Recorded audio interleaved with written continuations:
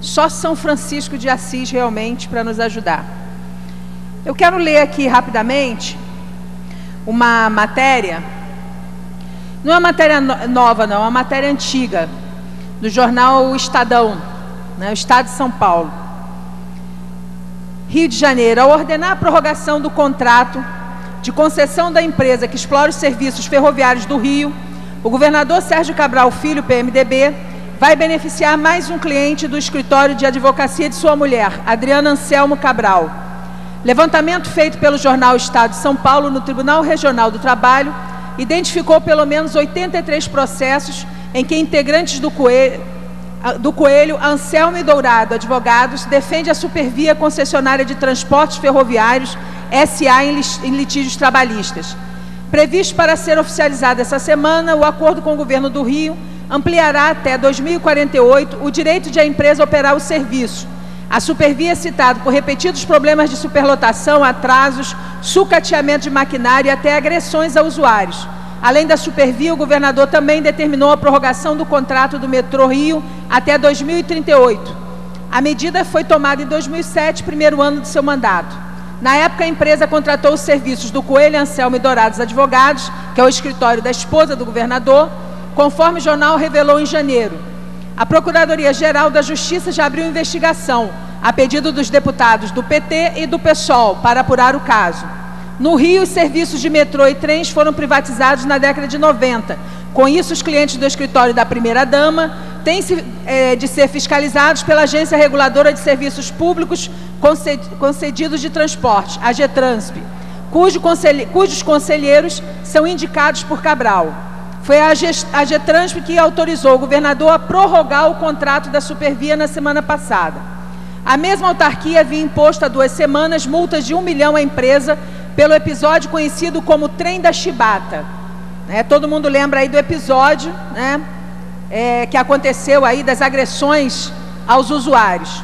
O governo do Rio divulgou que o acordo prevê um investimento de 2,3 bilhões na modernização do sistema, que ficará a cargo da concessionária.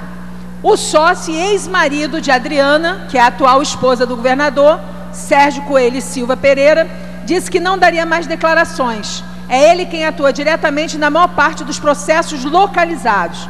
Procurado, o governador Sérgio Cabral não quis se manifestar. Sua assessoria divulgou nota em que também afirma não haver impedimento legal para a atuação da sua esposa Adriana. Mesmo não tendo impedimento para atuar em causas contra o Estado, a primeira-dama não participa de ações dessa natureza, concluiu a nota do Palácio Guanabara. A Supervia não quis se pronunciar sobre a prorrogação do prazo de concessão. Esse tipo de assunto não se comenta, diz o assessor de comunicação da empresa, Tiago Néria. Bom, essa não é uma matéria nova, nós já falamos sobre isso aqui, isso já é de conhecimento público, vários jornais de noticiário, vários parlamentares aqui falaram dessa relação estranha, uma relação bastante estranha, na medida em que, no meio de um contrato bastante vultoso, está aí o escritório patrocinado, o escritório ao qual pertence a primeira-dama do Estado. Bom, em função dessas relações estranhas, o nosso mandato fez encaminhou um ofício à Promotoria de Justiça de Tutela Coletiva e Cidadania, do Ministério Público do Estado do Rio de Janeiro, apresentando esse debate, colocando especificamente em relação à cessão, através do Estado, a Odebrecht, de toda a área da estação Barão de Mauá até 2048. Todo mundo lembra, isso também saiu meio, apareceu meio maquiado, apareceu no primeiro momento sem muita alarde, mas objetivamente nós acreditamos que muitos danos podem ser causados ao patrimônio público do Estado do Rio de Janeiro com essa cessão. Primeiro, porque objetivamente um terreno que antes mesmo da entrada do Porto Maravilha, que antes de todo o boom imobiliário do Estado, todo mundo sabe que hoje os preços dos imóveis, os preços dos apartamentos estão extremamente altos. Antes de toda essa especulação, essa área, esse terreno né, estava orçado em 400 milhões de reais.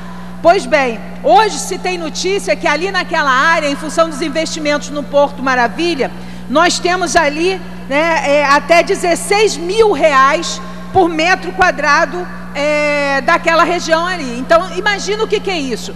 Você ter 16 mil reais por metro quadrado, né, que seria um valor ali daquela região. E esse valor orçado inicialmente de 400 milhões de reais, ou seja, está bastante ultrapassado.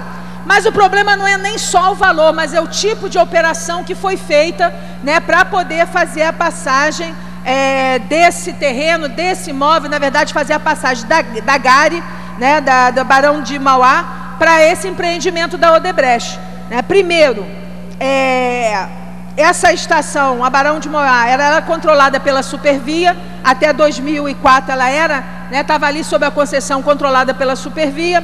Ficou 3 anos em inatividade, 3 anos sendo deteriorada, 3 anos sendo, né, desvalorizada.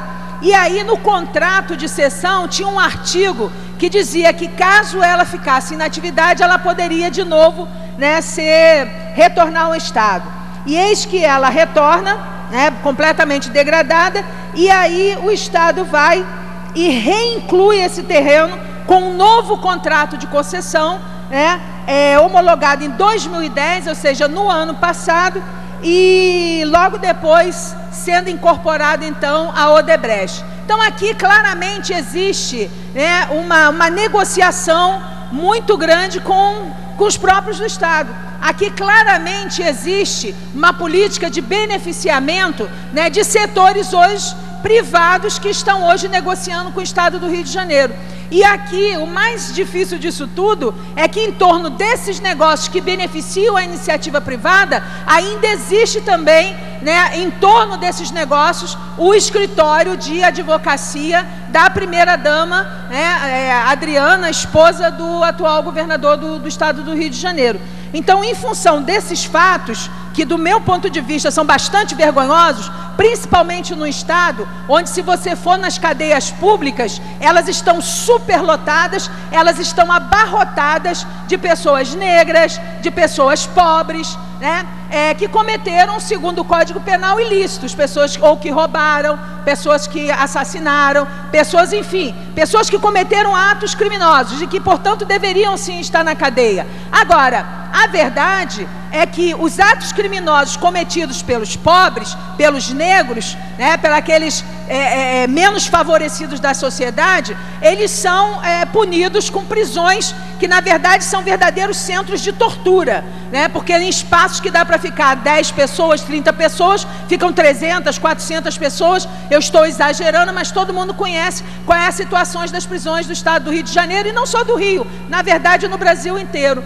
Mas relações estranhas, espúrias, odiosas como essas, né, que fazem grandes negócios com patrimônio público, com dinheiro público, e que qualquer pessoa que olhe para isso, né, com uma inteligência média, que é o meu caso, que olhe para uma transação como essa, vê que aqui existe uma imoralidade muito grande, né? Vê que aqui existe a utilização da máquina do Estado, da utilização das instâncias de governo para beneficiar grupos privados, no caso aqui a Odebrecht. E mais do que isso, com um escritório dirigido pela primeira-dama do Estado, né, participando da confecção desse negócio, participando da confecção dessa negociata. Então, é um negócio bastante diferente, né,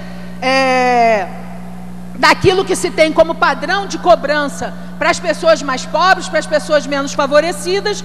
E foi em função disso que o nosso gabinete oficiou o Ministério Público, e nós tivemos uma resposta agora no dia 30 de setembro, né? Fomos avisados pelo Ministério Público que eles, em função da flagrante irregularidade, né, em função da flagrante relação odiosa, da flagrante relação promíscua que está estabelecida em torno da cessão da Gari, né, Barão de Mauá, até 2048, pelo governo do Estado do Rio de Janeiro, foi instaurado, né, foi instaurado um inquérito civil, no sentido de que seja realmente apurada tudo que está acontecendo aqui. Então, eu gostaria de falar sobre isso, da instauração desse inquérito, que foi feito agora nessa semana passada, e dizer que nosso mandato estará acompanhando o desenrolar e o desenvolvimento desse inquérito, e não só do ponto de vista jurídico, não só do acompanhamento parlamentar, mas inclusive no sentido do acompanhamento político, chamando os movimentos sociais organizados, chamando a sociedade civil organizada para olhar para esse tipo de coisa. Não é possível que relações promíscuas como essas estejam se dando, né, aos montes dentro do estado do Rio de Janeiro, em todas as áreas de governo, e que as pessoas apenas se acostumem a isso, que as pessoas apenas digam que, olha, não tem jeito, não vai mudar e vamos deixar como está, porque se a gente falar alguma coisa, a gente é hostilizado, se a gente falar alguma coisa, a gente pode ser ameaçado, se a gente falar alguma coisa, né, as coisas não se resolvem, porque a correlação de forças é difícil e nós não temos como mudar esse tipo de coisa. Então eu quero dizer que eu não faço parte, né, desse grupo de pessoas, desse grupo de parlamentares, né, desse grupo de cidadãos que acham que frente a uma promiscuidade como essa, devam se calar. Infelizmente, nós estamos vivendo uma situação, que nós estamos com uma ditadura de um partido aqui no estado do Rio de Janeiro. O presidente dessa casa, o presidente da Câmara Municipal do Rio de Janeiro, né, o governador do estado, o prefeito do Eduardo Paes, todos do PMDB, todos conhecemos as vinculações, né, e o controle que o PMDB exerce sobre uma série de instituições do estado do Rio de Janeiro, e isso já está começando a ficar perigoso, porque, né, a força e o mando desse partido e da sua base aliada é tão grande, né, que podem ser colocadas relações promíscuas e espúrias como essas e todo mundo achar que não pode fazer nada, né? Tem muita gente que não se incomoda com isso, está aqui dentro. O único objetivo de muita gente aqui dentro é só se eleger prefeito, se eleger vereador nos seus municípios, né? E contanto que sobre para poder fazer as suas eleições, não interessa os destinos do povo do estado do Rio de Janeiro. Não interessa se esse dinheiro que é desviado, ele deveria estar indo para a educação, deveria estar indo para a saúde, deveria estar indo para saneamento, né? E deveria estar promovendo justiça. Então, nesse sentido, eu quero aqui agradecer, né, a Promotoria de Justiça e Tutela Coletiva de Cidadania do Ministério Público do Estado do Rio de Janeiro, que mais uma vez se mostrando aí cioso, né, e respeitoso com as prerrogativas constitucionais dos deputados dessa casa, e instaurou esse inquérito civil no sentido de apurar essa relação promíscua que né, de conhecimento público, mas que muito poucas pessoas se propõem a estar denunciando e a estar tomando medidas efetivas para evitar que isso aconteça. Muito obrigado, senhor presidente.